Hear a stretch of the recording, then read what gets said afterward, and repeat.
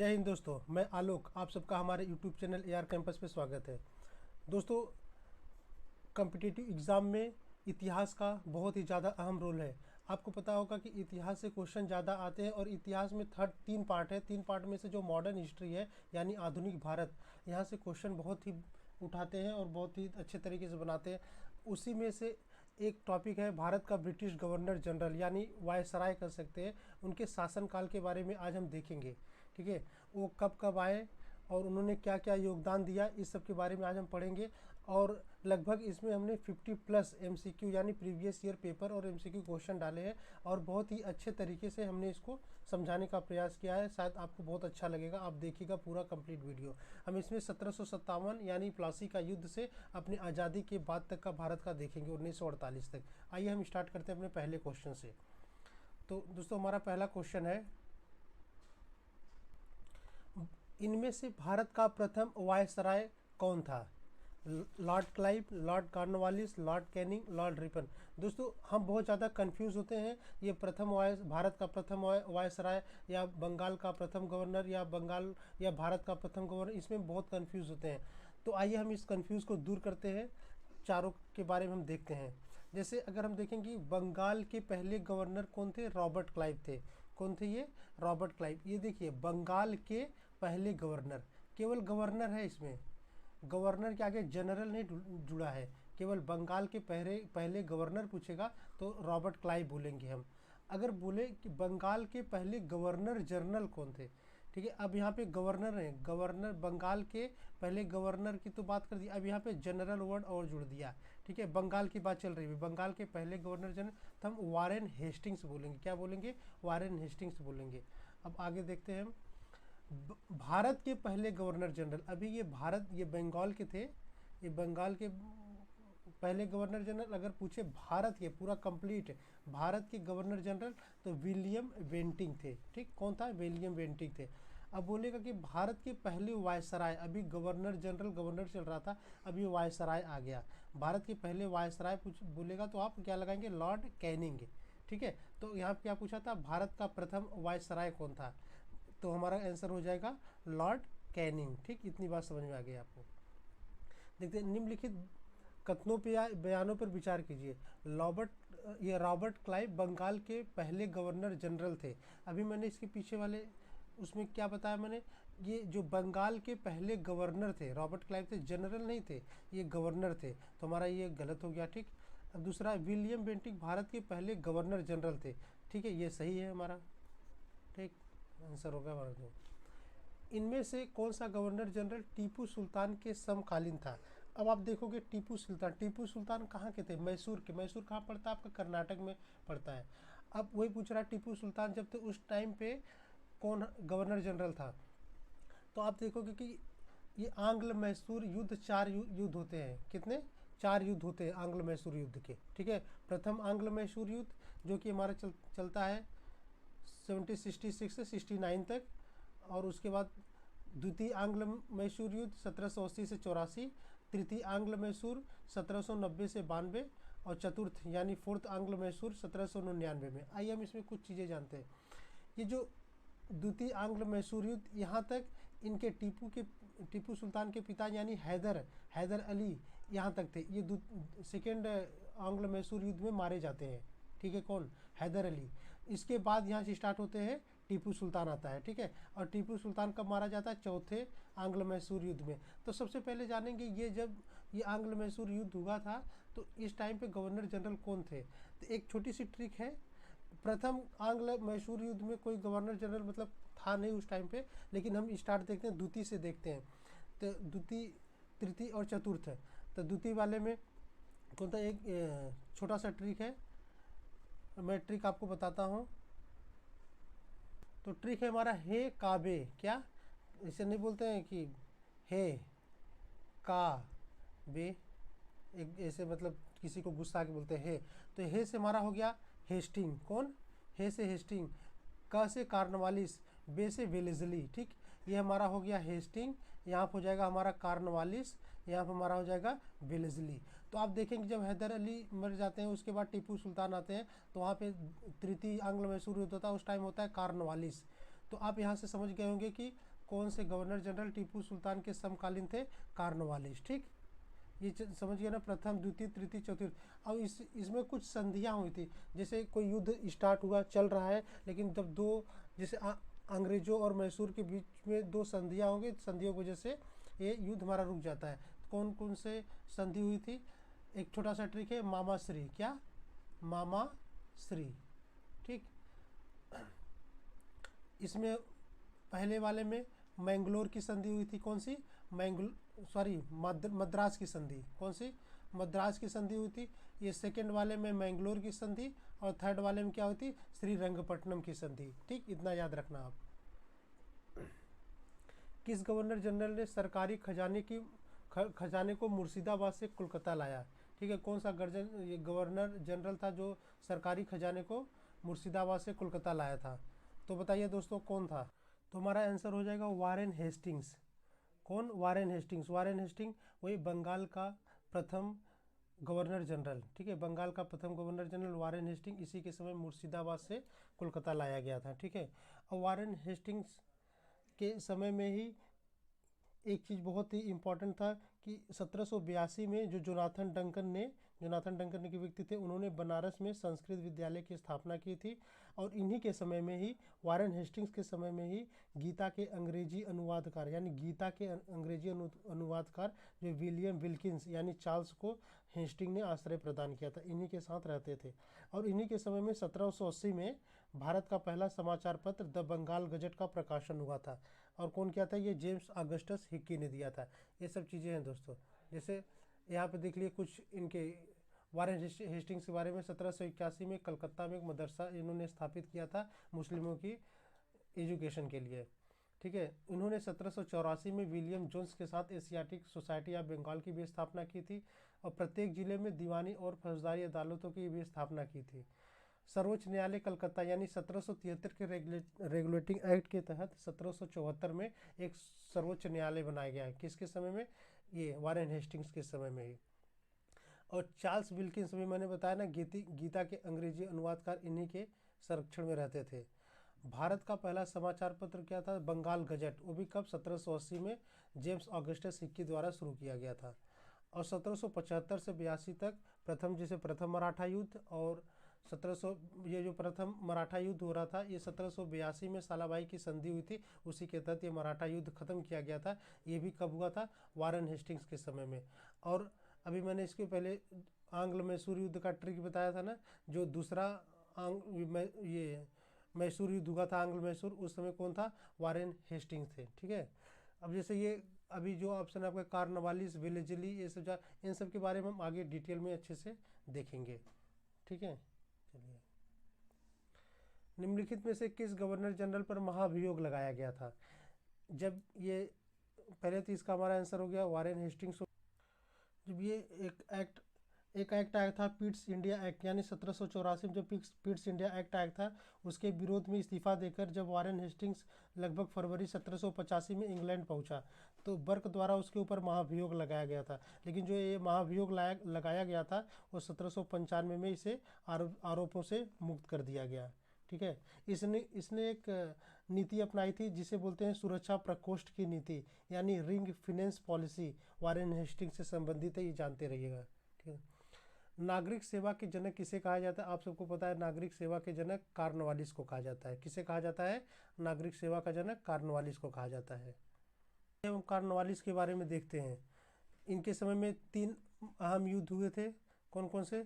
तीसरा आंग्ल मैसूर युद्ध 1790 से ये 92 तक, और श्रीरंगपट्टनम की संधि हुई थी 1792 में। ठीक है, कार्नवालिस कोड दिया गया इन्हीं के द्वारा 1793 में, और बंगाल का अस्थाई बंदोबस्त 1793 में ये कार्नवालिस के समय में ही लाया गया था।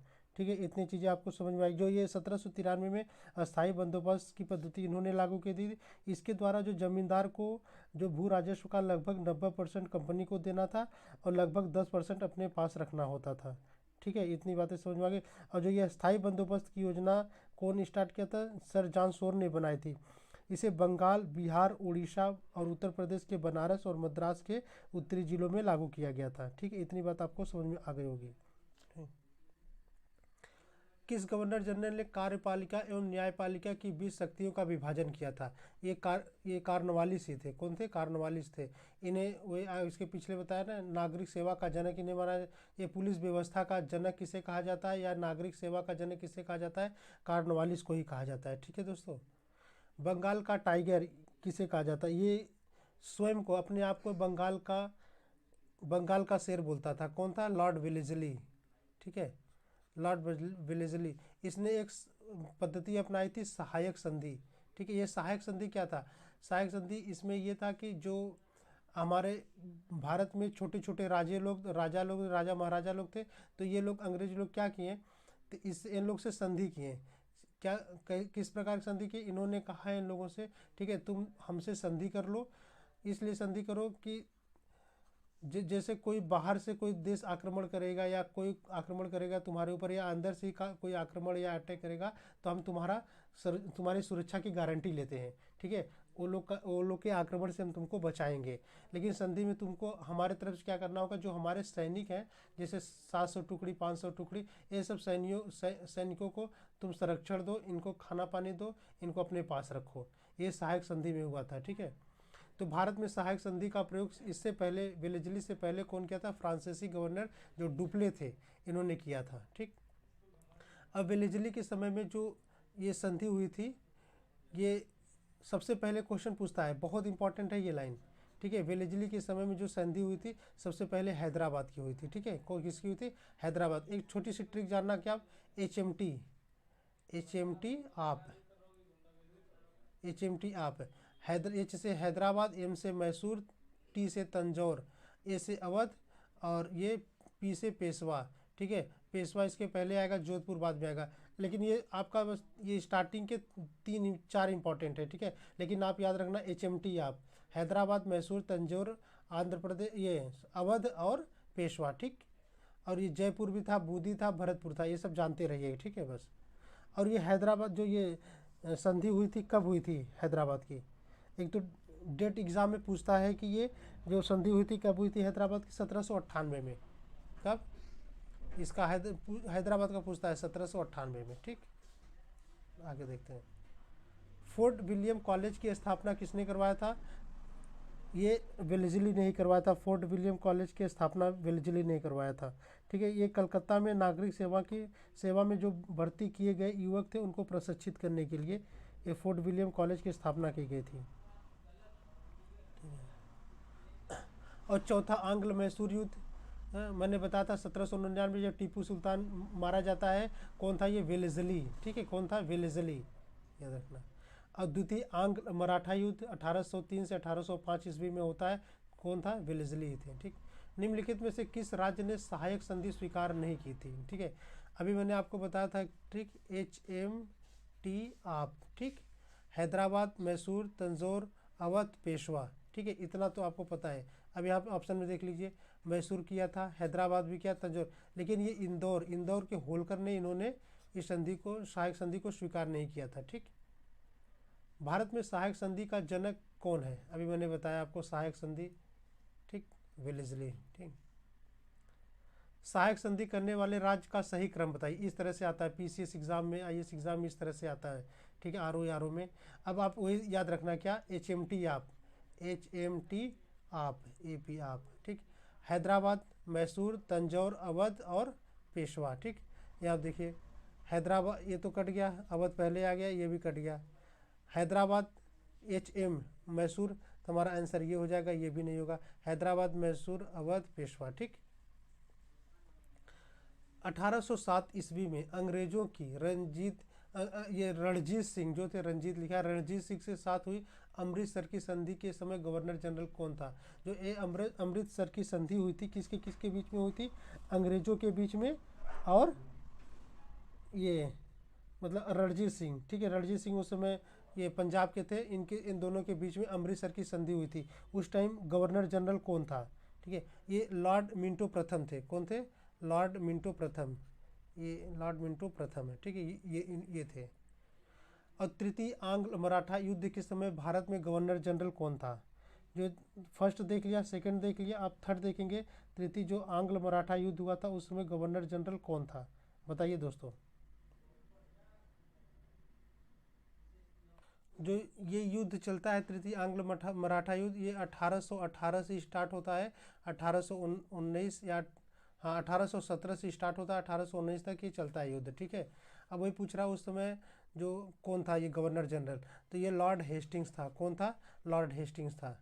ठीक है, अब टेनेंसी एक्ट यानी काश्तकारी अधिनियम किस गवर्नर जनरल के समय में लागू हुआ था? क्या? काश्तकारी अधिनियम। अब काश्तकारी अधिनियम क्या होता है ये देखते हैं। तो ये जो काश्तकारी नियम था ये बिहार में स्टार्ट हुआ था, और इसमें क्या था कि ये दो लोगों के बीच में हुआ था, जैसे जमींदार हुए, रैयत जो किसान लोग होते जमींदार, इन दोनों के बारे में ये बताता है काश्तकारी अधिनियम। तो पूछता है किसके समय में लागू हुआ था, तो ये लॉर्ड हेस्टिंग्स के समय में। तो लॉर्ड हेस्टिंग्स के बारे में हम देख लेते हैं कुछ। जैसे सबसे इंपॉर्टेंट होता है कि अगर पूछे आंग्ल नेपाल युद्ध 1814 से 1816 किसके बीच में हुआ था? लॉर्ड हेस्टिंग्स के बीच में हुआ था। इसमें जो नेपाल के राजा थे अमर सिंह, इनको आत्मसमर्पण करना पड़ा था। ठीक है, और ये जो आंग्ल नेपाल युद्ध हुआ था कैसे खत्म होता है? संगोली की संधि के द्वारा खत्म होता है। ठीक है, आंग्ल नेपाल युद्ध की कौन सी संधि? संगोली की संधि के द्वारा खत्म होता है, और इसी संधि के द्वारा अंग्रेजों को शिमला, मसूरी, रानीखेत और नैनीताल प्राप्त होते हैं। क्या क्या? शिमला, मैसूरी, रानीखेत और नैनीताल प्राप्त होता है। ठीक है, और हेस्टिंग्स के ही कार्यकाल में तृतीय आंग्ल मराठा युद्ध, मैंने इसके पीछे वाला क्वेश्चन बताया है कि 1817 से 1818 या 1819 भी बोलते हैं, हुआ था, और 1818 में हेस्टिंग्स ने पेशवा का पद समाप्त कर दिया था। ठीक है, और ये देखेंगे 1817 से 1818 ईस्वी में ही इसने पिंडारियों का भी दमन कर दिया गया था। ठीक, इसने पिंडारियों का भी दमन कर दिया था, और इसने जो 1799 में प्रेस पर प्रतिबंध लगा था उसको समाप्त कर दिया। ठीक, इतनी बातें आप हेस्टिंग्स के बारे में याद रखना। राजा राम मोहन राय किसके समकालीन थे? अब पूछता है राजा राम मोहन राय, आप सबको पता होगा कि 1829 की बात है जब सती प्रथा एकदम चरम सीमा पे पहुंच गई थी, तो राजा राम मोहन राय ने 1829 में लॉर्ड विलियम बेंटिंग से मिले और उनसे बोला कि इसको ख़त्म करना है। तो उसने ही एक कानून बनाया, कानून बना के धारा 17 के तहत इसको ख़त्म कर दिया। किसको? सती प्रथा को। इस बात याद रखना, बहुत इंपॉर्टेंट क्वेश्चन है। तो राजा राम मोहन किसके समकालीन थे? लॉर्ड विलियम बेंटिंग के। ठीक है, और लॉर्ड बेंटिंग जो ये 1833 ईस्वी में एक चार्टर एक्ट आया था, उसके द्वारा ये भारत का गवर्नर जनरल बना दिया गया था। ठीक, भारत का गवर्नर जनरल, बंगाल का नहीं, बंगाल का गवर्नर जनरल नहीं, भारत का गवर्नर जनरल, याद रखना। ठीक, तो याद देखिए लॉर्ड विलियम बेंटिंग ने 1829 में सती प्रथा को ख़त्म कर दिया। इसके बाद इसने शिशुवध पर भी प्रतिबंध लगा दिया था। ठीक है, और बेंटिंग के कार्यकाल में देवी देवताओं को, यानी देवी देवताओं को जो बलि दी जाती थी बच्चों की, ये सब भी बंद कर दिया गया। ठीक, और जो राजा राम मोहन राय थे उनके कुछ कृतियाँ ये जान लीजिए। जैसे उन्होंने आत्मीय सभा की स्थापना कब किया था? 1815। 1815 पे उन्होंने किया था आत्मीय सभा की स्थापना किया था। ठीक, और उसको बाद ब्रह्म समाज, अगर आपसे पूछे ब्रह्म समाज 1828 में। ठीक, 1828 में ब्रह्म समाज की स्थापना किए थे। ठीक, और उसके बाद वेदांत कॉलेज 1825 में। 1825 में वेदांत कॉलेज की स्थापना कौन किया था? राजा राम मोहन राय के थे। लेकिन सबसे ज़्यादा इम्पॉर्टेंट है आपका ये ब्रह्म समाज की स्थापना और सती प्रथा। 1828 में ब्रह्म समाज की स्थापना, 1829 में सती प्रथा का विरोध किया था, इन्होंने कानून बना के हटवा दिया था। किस गवर्नर जनरल के कार्यकाल में मैकाले ने अंग्रेजी शिक्षा लागू की?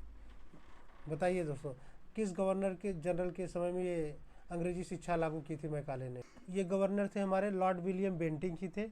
उसी टाइम क्या हुआ था कि इन्हीं के समय में मैकाले की अनुशंसा पे अंग्रेज़ों को शिक्षा का माध्यम बनाया गया, और मैकाले द्वारा कानून का वर्गीकरण भी किया। ठीक है, इतना आपको समझ में आ गया। चलिए आगे देखते हैं। इसने जो लॉर्ड विलियम बेंटिंग थी ये ठगी प्रथा को भी ख़त्म कर देते हैं, ये ध्यान रखना।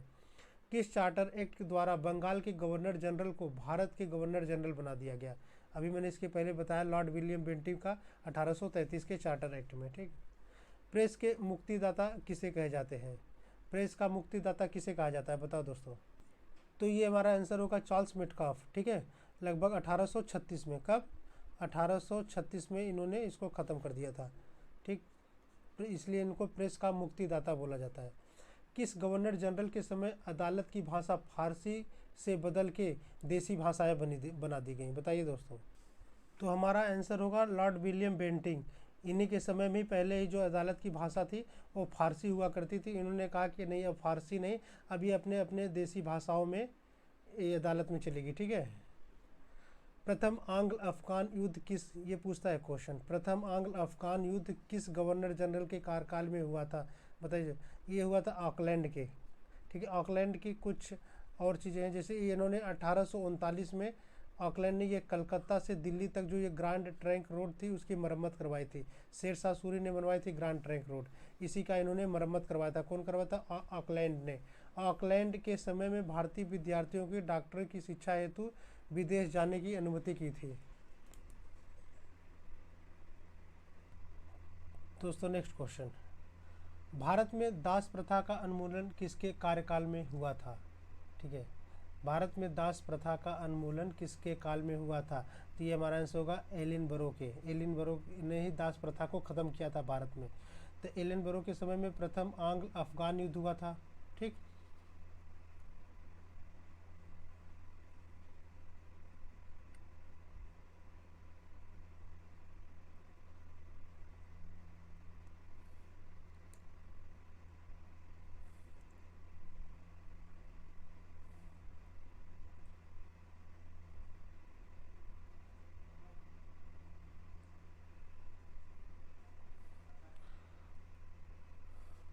तो प्रथम आंग्ल अफगान युद्ध किस गवर्नर जनरल के समय में हुआ था? प्रथम आंग्ल अफगान युद्ध ये हुआ था 1839 से लेकर 1842 तक। ठीक है। उस समय वायसराय कौन था? Lord Auckland. कब हुआ था ये? 1839 से लेके 1842 तक। ठीक है। प्रथम 1839। तो उस 1839 में ऑकलैंड ने कलकत्ता से दिल्ली तक ग्रैंड ट्रंक रोड जो था शेरशाह सूरी, उसकी इन्होंने मरम्मत करवाई थी। और ऑकलैंड के समय में भारतीय विद्यार्थियों को डॉक्टर की शिक्षा हेतु विदेश जाने की अनुमति भी मिली थी। ठीक है। देखते हैं फिर से, भारत में दास प्रथा के उन्मूलन किसके किसके कार्यकाल में हुआ? ये लॉर्ड एलिनबरो। लॉर्ड एलिनबरो के समय में दास प्रथा को ख़त्म कर दिया गया और एलिनबरो के समय में ही प्रथम आंग्ल अफगान युद्ध का समापन हो गया। प्रथम आंग्ल अफगान युद्ध किसके समय में स्टार्ट हुआ था दोस्तों? ऑकलैंड के समय में। ख़त्म कब हुआ? एलिनबरो के समय में। इस 1843 में एलिनबरो ने चार्ल्स नेपियर को असैनिक और सैनिक शक्तियों के साथ सिंध भेजा, यानी पाकिस्तान, वहाँ अफगानिस्तान की तरफ। नेपियर ने अगस्त 1843 में सिंध को पूर्ण रूप से ब्रिटिश साम्राज्य में मिला लिया। कब मिला था? 1843 ईस्वी में सिंध को पूर्ण रूप से ब्रिटिश साम्राज्य में मिला लिया। किसके समय में? एलिनबरो के समय में। और 1843 में एक एक्ट बनाया गया, एक्ट 5 के द्वारा दास प्रथा को ख़त्म कर दिया गया। और रविवार के दिन जो छुट्टियां होती है, इसकी शुरुआत भी एलिनबरो ने ही करा था। ठीक है। नेक्स्ट क्वेश्चन, पंजाब का ब्रिटिश भारत में विलय किस गवर्नर जनरल के कार्यकाल में हुआ? ठीक। पंजाब का ब्रिटिश, तो जब पंजाब का ब्रिटिश में मिलन कब हुआ? 2 युद्ध हुए थे, ध्यान सुनना। प्रथम आंग्ल सिख युद्ध और द्वितीय आंग्ल सिख युद्ध। तो जो द्वितीय आंग्ल सिख युद्ध हुआ था ना, तो उसी में ही इसको, जब ये सिख लोग हार गए तो उसी में ही इसको मिला लिया गया। ठीक है। तो उस टाइम कौन था? 2 चीज़ याद रखना।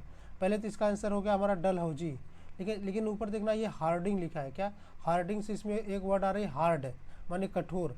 ये इसके टाइम पे प्रथम आंग्ल सिख युद्ध हुआ था। ठीक। कौन सा युद्ध हुआ था? प्रथम आंग्ल सिख युद्ध।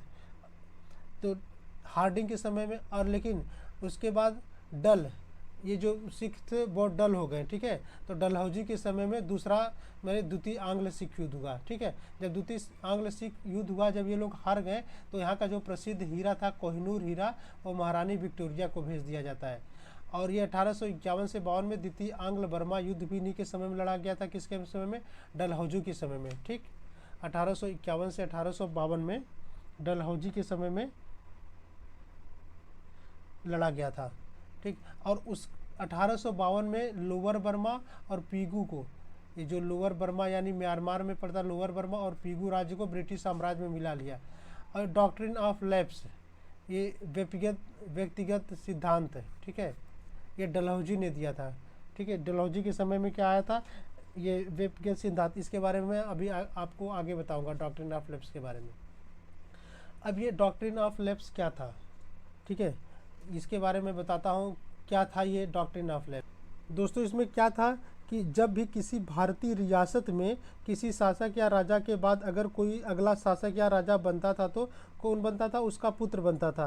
परंतु यदि अगर उस राजा का कोई संतान नहीं है तो वह राजा किसी दूसरे बच्चे को गोद ले लेता था और वह गोद लिया हुआ बच्चा अगला राजा बन जाता था।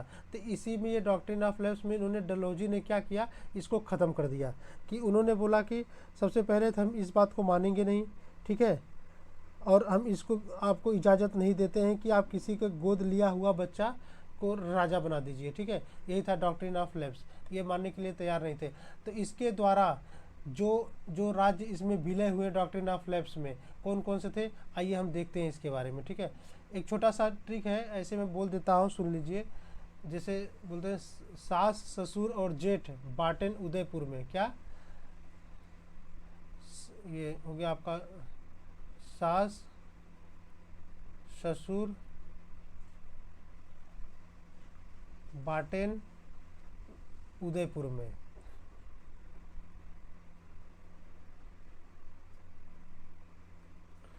अब देखिए सास से क्या होगा, सतारा, ठीक, ससुर से हो गया संभलपुर, ठीक है, और जेठ से हो गया जैतपुर, और बाटन से बघाट, और उदय से उदयपुर, ठीक है। सतारा, संभलपुर, जैतपुर, बघाट, उदयपुर। 1848 में सबसे पहले सतारा क्वेश्चन पूछता है डॉक्ट्रिन ऑफ लेफ्ट यानी व्यक्तिगत सिद्धांत में सबसे पहला इसका शिकार कौन बनता है, तो सतारा। सतारा कहाँ पड़ता है आपका, महाराष्ट्र में, ठीक।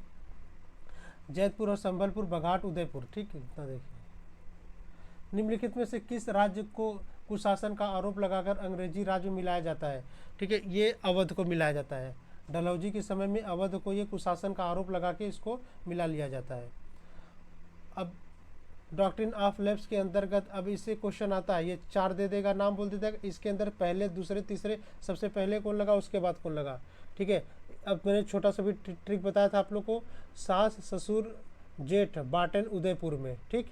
तो उसी हिसाब से आप देखिए बना लीजिए यहाँ पे। तो जैतपुर तो होगा नहीं, झांसी होगा नहीं, उदयपुर पहले होगा नहीं, तो 7 से स्टार्ट है सतारा, ठीक, यही सतारा, जैतपुर, उदयपुर, झांसी। भारत में रेलवे का जनक किसे कहा जाता है, आप सबको पता है 1853 में, 1853 में बम्बई से लेकर थाने तक रेल चली थी 1853 में। ये कौन स्टार्ट किया था, लॉर्ड डलहौजी ने ही स्टार्ट किया था, ठीक। और इसके समय में ही एक नया पोस्ट ऑफिस एक्ट पारित हुआ था, जो पहली बार डाक टिकट का प्रचलन स्टार्ट हुआ था, ठीक है। और इसने लोक सेवा विभाग की 1854 में लोक सेवा विभाग की भी स्थापना की थी लॉर्ड डलहौजी ने। और 1853 में ही इसने एक काम और किया था, कलकत्ता से आगरा के बीच पहली बार जो बिजली से संचालित तार सेवा थी इसने स्टार्ट किया था। और इसने शिमला को अपनी ग्रीष्मकालीन राजधानी भी बनाया था, ठीक है। चलिए, कलकत्ता से आगरा के बीच टेलीग्राम लाइन की शुरुआत वही डलहौजी मैंने बता दिया था। 1857 की क्रांति के वक्त भारत का गवर्नर जनरल कौन था, ये बहुत ही इंपॉर्टेंट है, एग्जाम में आता है। उस टाइम के गवर्नर जनरल कौन थे, लॉर्ड कैनिंग, ठीक।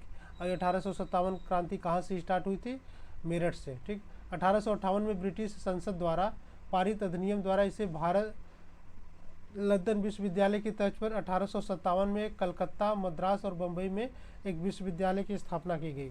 कब, 1858 में। लॉर्ड कैनिंग के कार्यकाल में ही भारत इतिहास का प्रसिद्ध नील विद्रोह हुआ था। नील विद्रोह जब हुआ था उस टाइम गवर्नर जनरल कौन था, लॉर्ड कैनिंग थे, ठीक है। और 1861 में भारतीय परिषद अधिनियम आया, ठीक है, इसी के समय में ही पारित हुआ था। और विधवा पुनर्विवाह अधिनियम कब आया था, 1956 में, सॉरी 1856 में आया था, इसी के समय में आया था, ठीक है। और भारत में पहला कानूनी विधवा विवाह कलकत्ता में 7 दिसंबर 1856 में ये थे ईश्वर चंद्र विद्यासागर की प्रेरणा और देखरेख में संपन्न हुआ था, ठीक है। और इसी के समय में 1857 में महालेख परीक्षक का पद भी स्टार्ट होता है, जो अभी आज इस टाइम पे नियंत्रक एवं महालेख परीक्षक कहलाता है, लॉर्ड कैनिंग के समय में ही हुआ था। और इसने एक चीज़ और स्टार्ट किया था दोस्तों, ये भारत शासन अधिनियम जब 1858 आया, इसके तहत मुगल सम्राट का जो पद था पूरी तरह से इसने ख़त्म कर दिया था, ठीक है। और जो ये डॉक्ट्रिन ऑफ लेफ्ट डलहौजी के समय में था, व्यक्तिगत सिद्धांत था, इसको भी इन्होंने ख़त्म कर दिया, ठीक है। इतनी चीज़ें आप याद रखना। विधवा पुनर्विवाह अधिनियम निम्न में से किसके कार्यकाल में पारित हुआ? मैंने बता दिया लॉर्ड कैनिंग के समय में। ठीक। महालेख परीक्षक का भी मैंने बता दिया आपको किसके समय में? कैनिंग के समय में। ठीक। भारत तथा लंदन के बीच समुद्री टेलीग्राफ सेवा की शुरुआत किसके कार्यकाल के दौरान हुई? ठीक है, बताइए। ये अभी तक तो कलकत्ता से आगरा में स्टार्ट हुआ था। ठीक है, अब ये भारत से लंदन में, तो ये जॉन लॉरेंस थे उस टाइम। कौन थे? John Lawrence. ठीक है, इन्हीं के समय में हुआ था। अब जॉन लॉरेंस का 12 जनवरी 1864 से 12 जनवरी 1869 तक इनका शासन रहा है। और 1865 ईस्वी में इन्होंने भूटान के द्वारा, भूटान क्या करता है? भारत पे आक्रमण करता है। ठीक है, किसके समय में? लॉरेंस के समय में। और लॉरेंस के समय में ही कार्यकाल में सबसे महत्वपूर्ण घटना होती है 1865 ईस्वी में भारत और यूरोप के मध्य प्रथम समुद्री टेलीग्राफ सेवा किसके समय में हुई थी? लॉरेंस के समय में। और लॉरेंस के कार्यकाल में 1866 में उड़ीसा, पहले हम उड़ीसा बोलते थे, अब आधुनिक नाम उड़ीसा है। ये मतलब वहाँ पे क्या था? अभी अकाल आया था, बहुत ज़्यादा अकाल पड़ गया था। ठीक है, इसने शानदार निष्क्रियता के नाम से जाना जाता है। इसके इतिहास को शानदार निष्क्रियता के नाम से इसलिए जाना जाता है क्योंकि अफगानिस्तान में इसने हस्तक्षेप की नीति अपनाई थी। ठीक। लॉर्ड लॉरेंस के कार्यकाल में 1868-69 में बुंदेलखंड में भीषण अकाल पड़ा था और हेनरी कैंपबेल के नेतृत्व में अकाल आयोग की घोषणा की गई थी। किसके नेतृत्व में? हेनरी कैंपबेल के। अगला क्वेश्चन देखते हैं। लॉर्ड मेयो ने 1872 ईस्वी में मेयो कॉलेज की स्थापना किस जगह पे की थी? जो ये मेयो कॉलेज था दोस्तों ना, ये राजस्थान में अजमेर जगह है, वहाँ पे था।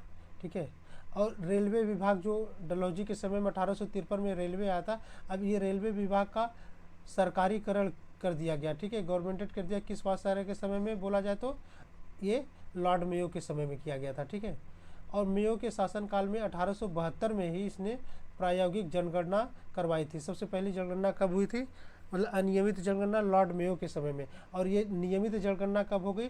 लॉर्ड रिपन के 1881 में। अभी इसको हम आगे देखेंगे। ठीक है, और 1872 में लगभग ये अंडमान निकोबार, क्योंकि इसको घुमक्कड़ जनरल बोला जाता था, घूमता बहुत था लॉर्ड मेयो, तो उस टाइम में घूमने के लिए अंडमान निकोबार में गया था। वहीं पे एक अफगान था, अली नाम का था, उसने ही इसकी हत्या कर दी थी। ठीक है, क्वेश्चन पूछता है किस वायसराय की हत्या भारत में हुई थी? तो किसकी हुई थी? लॉर्ड मेयो की हुई थी। ठीक, नेक्स्ट क्वेश्चन।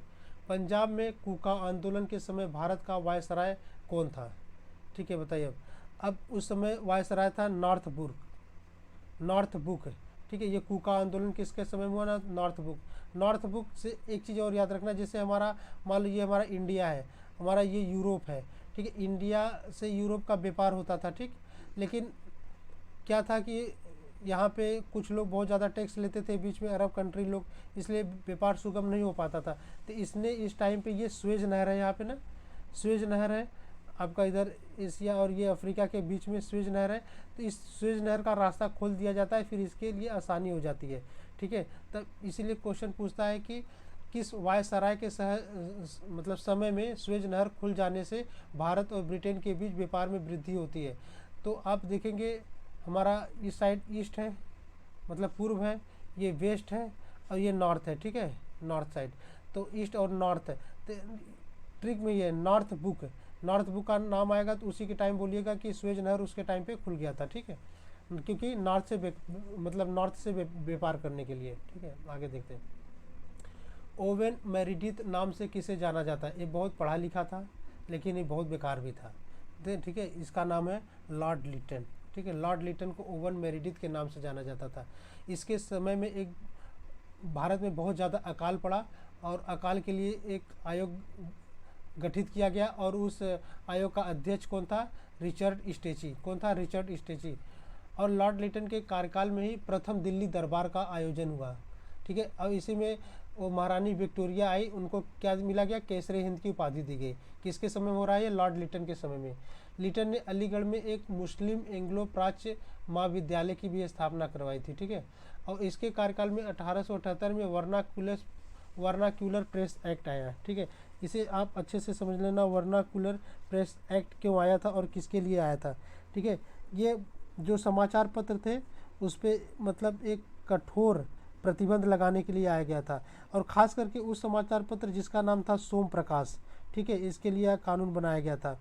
और कानून में मतलब बोला था कि अगर कोई आपत्तिजनक चीज़ छापती है तो सरकार उसकी प्रिंटिंग प्रेस सहित सारी संपत्ति को जब्त कर लेगा, ठीक है, इतना चीज़ आप। और जो पायनियर अखबार एक था ना, ये वर्नाक्यूलर प्रेस एक्ट का सपोर्ट भी किया था, ठीक, इतना बात। इसी के समय में शस्त्र एक्ट आया, यानी आर्म्स एक्ट आया, 1878 में पारित हुआ, जिसमें भारतीयों को शस्त्र रखने और बेचने से रोका गया था, ठीक है। और इसने क्या किया था, सिविल सेवा परीक्षाओं की आयु सीमा घटाकर 19 वर्ष कर दिया था, ठीक है। ये बहुत ही, इसीलिए मैंने कहा ना, बहुत ही दुष्ट टाइप का था, ये सब उल्टा सीधा काम कर दिया था लॉर्ड लिटन ने। अब इसी को आगे चल के कौन सुधार देगा, जो लॉर्ड रिपन आएंगे, जिसे हम बोलते हैं भारत के उद्धारक, जितना ये सब काम किया है उसको इन्होंने पूरा बदल देंगे आगे आगे, ठीक है। आगे देखते हैं, किस वायसराय ने वर्नाक्युलर प्रेस एक्ट पारित कर भारतीय समाचारों पर कठोर प्रतिबंध लगाया था? लिट्टी चोखा वाले। कौन? लिट्टी चोखा, लिटन, ठीक। किस वायसराय ने भारत में वर्नाक्युलर प्रेस एक्ट को समाप्त कर दिया? मैंने बोला ना, लिट्टी चोखा ने लगाया, यानी लिटन ने लगाया, और रिपन ने उसे ख़त्म कर दिया, ठीक। आंसर हो जाएगा हमारा रिपन, ठीक। तो रिपन ने सिविल सेवा परीक्षा में भी जो इन्होंने, लिटन ने क्या कर दिया था, 19 साल कर दिया था ना, ये कर देगा 21 साल। जो सिविल सेवा परीक्षा थी उसकी आयु, उसकी एज, बच्चों की एज बढ़ा के क्या कर दिया, 21 वर्ष कर दिया। और मेयो के समय में अनियमित गणना हुई थी, लेकिन 1881 में यहाँ पे नियमित गणना करवाई जाएगी। किसके समय में? रिपन के समय में। और 1881 में प्रथम कारखाना अधिनियम लाया गया, ठीक है। इसमें 1881 में प्रथम कारखाना अधिनियम भी लाया गया है इनके समय। और रिपन के समय में 1882 में शिक्षाओं के लिए, ठीक है, शिक्षा के क्षेत्र में सुधार लाने के लिए विलियम हंटर की अध्यक्षता में एक हंटर कमीशन का गठन हुआ, और 1882 में स्थानीय शासन प्रणाली की शुरुआत हुई। तो 1882 में कौन सा कमीशन आया था? हंटर आयोग आया था, ठीक। और 1883 में इल्बर्ट बिल लाया गया था। इल्बर्ट बिल लाया, बहुत अच्छा काम किया था, लेकिन इसका विरोध भी किए लोग, रिपन का। इल्बर्ट बिल में क्या था कि जो भी, जिसमें जो भारतीयों को भी यूरोपीय कोर्ट में जज बनने का अधिकार दे दिया गया। मतलब पहले इंडियन लोगों को यूरोपीय कोर्ट में जज बनने का अधिकार नहीं था, लेकिन यहाँ पे क्या था, इल्बर्ट बिल के द्वारा इसको भी दे दिया गया, लेकिन इसका बहुत ज़्यादा विरोध हुआ। और फ्लोरेंस नाइटिंगेल ने इनको भारत का उद्धारक बोला। भारत का उद्धारक क्यों बोल रहा है, आपके सामने आप देख लीजिए। किस वायसराय के कार्यकाल में 7 वर्ष से कम उम्र के बच्चों को फैक्ट्री में काम करने पर रोक लगा दिया गया? तो ये रिपन ही थे। जब 1881 में प्रथम कारखाना अधिनियम लाया गया, इसमें इन्होंने कहा कि 7 वर्ष से कम आयु के बच्चों को काम करने पर प्रतिबंध लगा दिया जाएगा, ठीक है। और 7 से जो 12 वर्ष के श्रमिक के लिए 9 घंटे से अधिक ज़्यादा कार्य करना प्रतिबंध कर दिया था, ठीक है। इतना बात आप लोग याद रखना। तो आंसर हो जाएगा हमारा रिपन। भारतीय राष्ट्रीय कांग्रेस की स्थापना के समय भारत का वायसराय कौन था? बहुत इंपॉर्टेंट है, क्वेश्चन बहुत बार पूछा ये। तो ये थे हमारे पास डफरिन। कौन थे? डफरिन। डफरिन के काल में 28 दिसंबर 1885 ईस्वी को मुंबई में, कहाँ पे? मुंबई में एओ ह्यूम के नेतृत्व में भारतीय राष्ट्रीय कांग्रेस की स्थापना हुई, ठीक है। और इसी के समय में बंगाल टेनेंसी एक्ट आया, यानी किराया अधिनियम आया, और अवध टेनेंसी एक्ट और पंजाब टेनेंसी एक्ट आया। ये कुछ खास इंपॉर्टेंट नहीं है, लेकिन इंपॉर्टेंट ये वाला था, भारतीय राष्ट्रीय कांग्रेस की स्थापना। और डफरिन के समय में ही तृतीय आंग्ल बर्मा युद्ध हुआ। कौन सा? तृतीय आंग्ल बर्मा युद्ध। और बर्मा को भारत में मिलाया गया। क्वेश्चन पूछता है बर्मा को, यानी म्यांमार को भारत में कब मिलाया गया था? ये डफरिन के समय में मिलाया गया था, ठीक है। तृतीय आंग्ल बर्मा युद्ध हुआ था तब, उसके समय में इसको मिला लिया गया था। भारत में दूसरा कारखाना अधिनियम किसके कार्यकाल में लाया गया? ठीक है। अब ये कार्यकाल में लाया गया, जो लैंड्सडाउन थे उन्हीं के कार्यकाल में ये दूसरा कारखाना अधिनियम लाया गया था, ठीक है। इनकी कुछ उपलब्धियां देख लेते हैं। जो ये डूरंड रेखा पूछते हैं ना, डूरंड रेखा किसके किसके बीच में? भारत और अफगानिस्तान के बीच में है। ये कब लाया गया था? 1893 में। किसके समय में लाया गया था? ये लैंड्सडाउन के समय में, ठीक है। और उन्होंने एक एक्ट पारित किया था 1891 में, जैसे बोलते हैं एज ऑफ कॉन्सनेंट एक्ट पारित किया था। इसमें क्या होता था, अगर 12 साल की कम उम्र की बच्चियों के साथ यौन संबंध बनाते हो तो ये बलात्कार माना जाएगा, चाहे वो विवाहित हो या न हो, ठीक है। लैंड्सडाउन के समय में हुआ था। बंगाल विभाजन बहुत इंपॉर्टेंट आ गया टॉपिक आपका, यहाँ से एग्जाम में क्वेश्चन पूछता ही पूछता है। बंगाल विभाजन कब हुआ था और किसके समय में हुआ था? तो आप जानते हैं बंगाल विभाजन 1905 में हुआ था। ठीक है, स्वदेशी आंदोलन इसी के उपलक्ष्य में चलाया गया था। तो बंगाल विभाजन का वायसराय कौन था? लॉर्ड कर्जन थे। ठीक, लॉर्ड कर्जन के कार्यकाल में सर एंड्रयूज फ्रेजर की अध्यक्षता में एक पुलिस आयोग का गठन किया। ये पुलिस आयोग बनाया गया था कब? लॉर्ड कर्जन के समय में। उसका अध्यक्ष कौन थे? Sir Andrew Fraser. और 1902 में सर टॉमस रैले की अध्यक्षता में विश्वविद्यालय आयोग का गठन किया गया था। और इन्हीं की अनुशंसा पे 1904 में विश्वविद्यालय अधिनियम आया। कौन थे? Sir Thomas Raleigh. ठीक, उस टाइम। और वायसराय थे लॉर्ड कर्जन। और 1904 में भी कर्जन के समय में जो ये प्राचीन स्मारक होते हैं ना, उसका संरक्षण करिए, उसके लिए एक अधिनियम ला दिया गया था। इसके द्वारा भारत में पहली बार ऐतिहासिक इमारतों की सुरक्षा और मरम्मत को ध्यान में रखा गया। तो ये भारतीय पुरातत्व विभाग की स्थापना की गई। ठीक, ये बहुत थोड़े अच्छे काम किए थे भारतीय पुरातत्व, लेकिन एक बंगाल विभाजन कोई उन्होंने बहुत गलत किया था। ठीक है, और कर्जन ने 1901 में सर कॉलिन स्कॉट यानी मनक्रिफ की अध्यक्षता में एक सिंचाई आयोग का गठन किया था। ठीक, पूसा में कृषि अनुसंधान संस्था की स्थापना किस वायसराय के समय में हुई थी? आप बताइए किसके समय में? तो ये 1905 में हुआ था। पूसा बिहार पड़ता हुआ कृषि अनुसंधान संस्थान को लगेगा, तो ये 1905 में होता। तो कौन होगा यहाँ पे आपका वायसराय? Lord Curzon. ठीक, जैसे कलकत्ता में विक्टोरिया मेमोरियल हॉल का निर्माण किस वायसराय ने किस वायसराय के कार्यकाल में हुआ था? क्वेश्चन आया था। तो ये लॉर्ड कर्जन थे। ठीक, मुस्लिम लीग की स्थापना के समय भारत का वायसराय कौन था? अब जब मुस्लिम लीग की स्थापना हुई थी उस टाइम भारत का वायसराय कौन था? बताइए दोस्तों, आप लोग, आपके ऑप्शन सामने हैं। तो ये मिंटो सेकेंड आते हैं। कौन? मिंटो प्रथम पीछे हम पढ़े, मिंटो सेकेंड आते हैं। 1905 से 1910 तक के इनका कार्यकाल रहा है। 1905 से 1910 इन्हीं के कार्यकाल में आगा खां और सलीम उल्लाह खान इनके द्वारा ढाका में 1906 में मुस्लिम लीग की स्थापना हुई थी। ठीक, कब हुई थी? 1906 में। और इन्हीं के समय में 1907 में कांग्रेस के सूरत अधिवेशन में कांग्रेस का विभाजन भी हो गया था। ठीक है, जो कि 1916 में ये फिर एक हुए थे।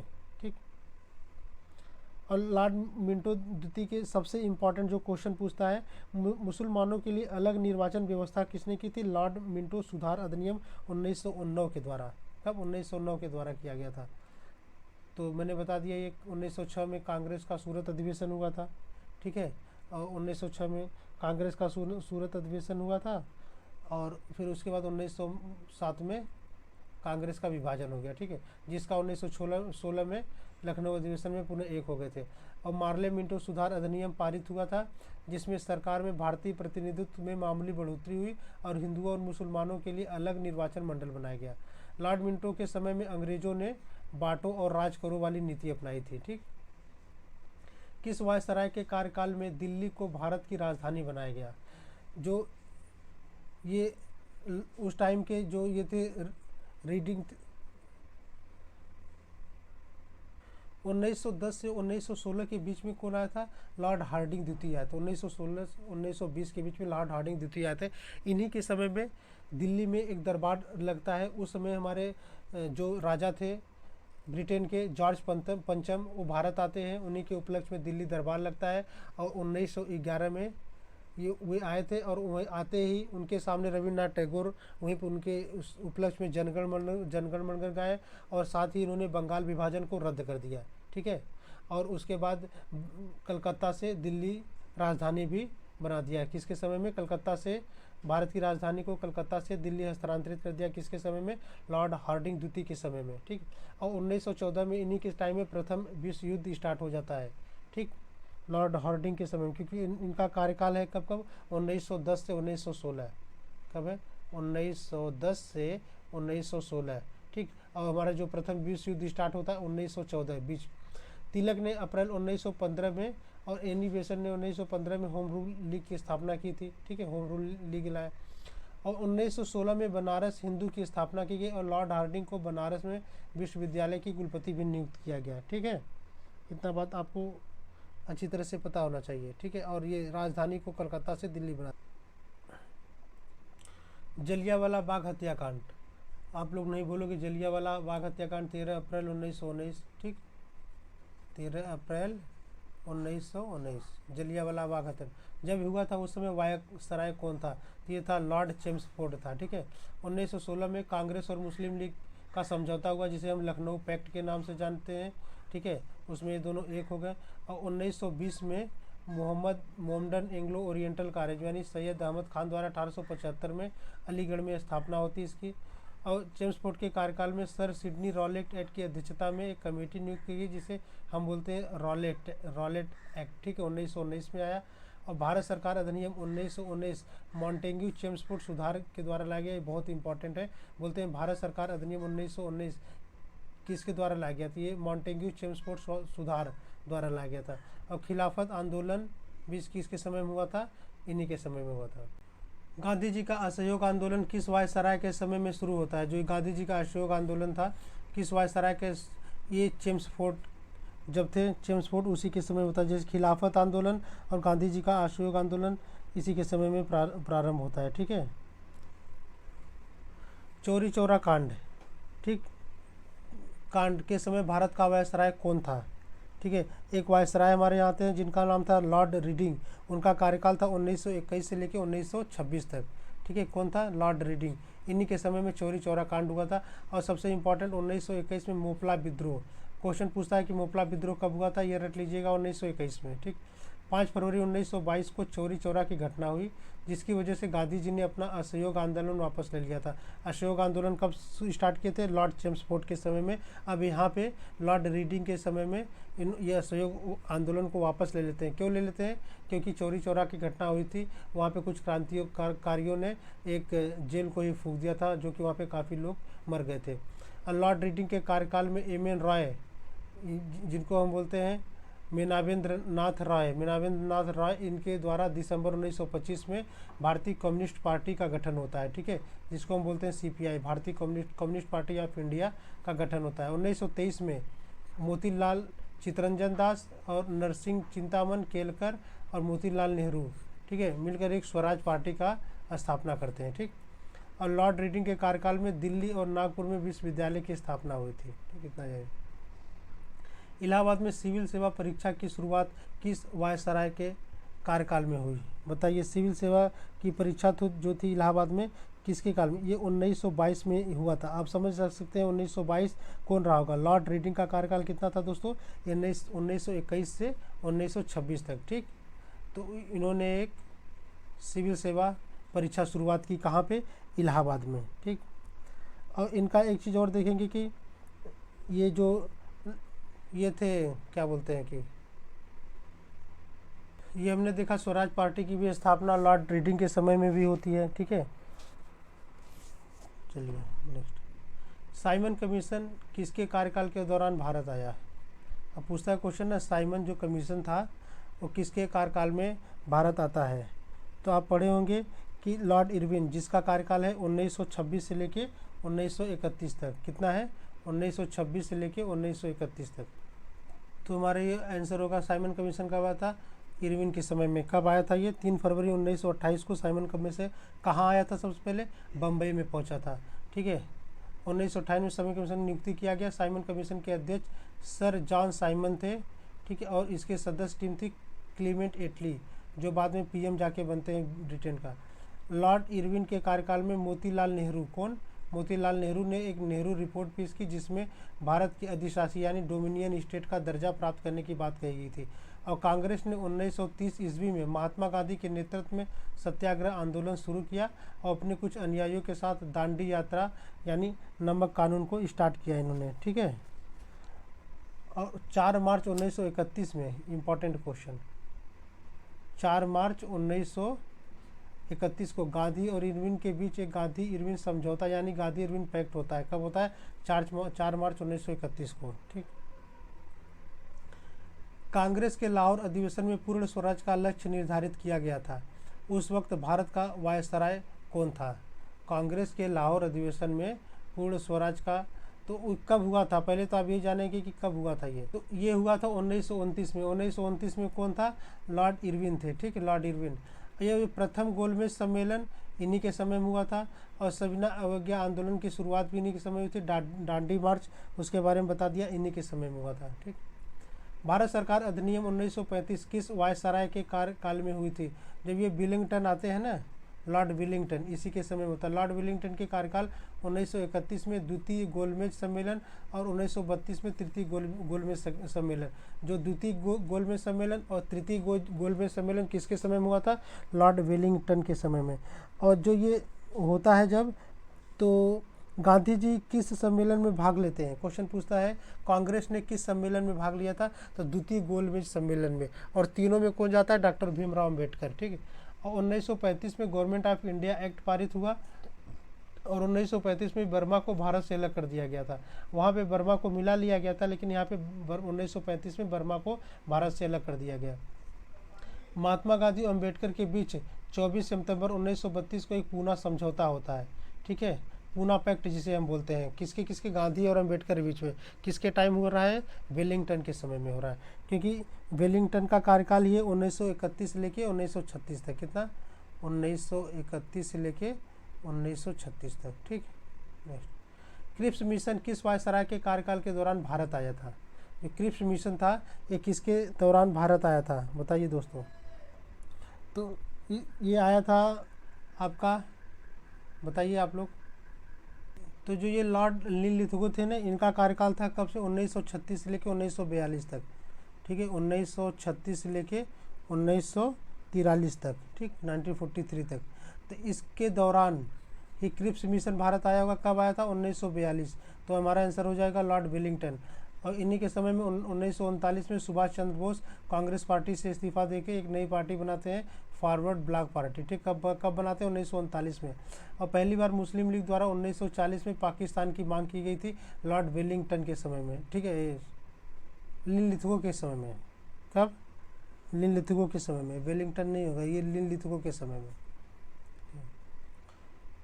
1940 में कांग्रेस ने व्यक्तिगत असहयोग आंदोलन प्रारंभ किया था और 9 अगस्त 1942 गांधी जी ने करो या मरो का नारा देते हुए भारत छोड़ो आंदोलन की शुरुआत की थी। और 1943 ईस्वी में बंगाल में अकाल के समय लॉर्ड लिनलिथगो भारत के वायसराय थे। जब बंगाल में अकाल पड़ा था उस समय वायसराय कौन था? लॉर्ड लिनलिथगो थे। अगस्त प्रस्ताव 8 अगस्त 1940 के समय भारत का वायसराय कौन था? तो आपको मैंने बताया था लॉर्ड लिनलिथगो। कब से? 1936 1943। तो आंसर होगा हमारा लिनलिथगो। कैबिनेट मिशन 1946 ईस्वी में किस वायसराय के कार्यकाल के दौरान भारत आया था? तो ये जो लॉर्ड वेवेल थे ना, उनके समय में कैबिनेट मिशन आया था। किसके समय में? लॉर्ड वेवेल के समय में। ठीक है, कैबिनेट मिशन आया था। और कब आया था ये आया था आपका 1946 में आया था। ठीक है, जैसे उस सदस्य कौन कौन था? स्टोफर्ड क्रिप्स थे, पैथिक लॉरेंस थे और एवी अलेक्जेंडर थे। ये सब इसके सदस्य थे। ठीक, और वेवेल के समय में ही 1946 में नौसेना का विद्रोह होता है, वेवेल के समय में ही। और 1946 में अंतरिम सरकार का भी गठन किया गया। ब्रिटेन के प्रधानमंत्री क्लेमेंट इटली ने 20 फरवरी 1947 को भारत को स्वतंत्र करने की घोषणा कर दी थी, वेवेल के समय में। स्वतंत्रता प्राप्ति के समय भारत का वायसराय कौन था? ये क्वेश्चन पूछता है, तो आप बताएंगे वेवेल, क्योंकि वेवेल का कार्यकाल 1944 से लेकर 1947 तक था। कब था दोस्तों? 1944 से लेकर 1947 तक। स्वतंत्र भारत के प्रथम गवर्नर जनरल कौन थे? तो ये आपके थे लॉर्ड माउंटबेटन। स्वतंत्र भारत के भारत होने के बाद प्रथम गवर्नर जनरल बोला है। भारतीय गवर्नर जनरल बोलता तो राजगोपालाचारी हो जाते। प्रथम गवर्नर जनरल बोला है। तो लॉर्ड माउंटबेटन ने एक चीज़ है, 3 जून 1947 को भारत के विभाजन की घोषणा की थी और 4 जुलाई 1947 को ब्रिटिश संसद में भारतीय स्वतंत्रता अधिनियम प्रस्तुत किया गया, जिसे 18 जुलाई 1947 को पारित करके भारत की स्वतंत्रता घोषणा कर दी। ठीक है, भारतीय स्वतंत्रता अधिनियम द्वारा भारत को विभाजन करके भारत और पाकिस्तान नाम से 2 राज्य में बांट दिए गए, यानी 15 अगस्त 1947 को भारत स्वतंत्र हुआ। ठीक, स्वतंत्र भारत का प्रथम भारतीय पूछ दिया था यहाँ पे, भारतीय गवर्नर जनरल कौन था? ठीक है, ये थे चक्रवर्ती राजगोपालाचारी। ठीक है, ये प्रथम भारतीय गवर्नर जनरल थे, पहले भी थे ये, अंतिम भी थे। ठीक है, तो दोस्तों हमारा ये वीडियो कंप्लीट होता है। अगर आपको अच्छा लगा सेशन तो उसे प्लीज़ सब्सक्राइब करिएगा, लाइक करिएगा और दोस्तों के साथ शेयर कर दीजिएगा। दोस्तों बहुत मेहनत से वीडियो को बनाता हूँ।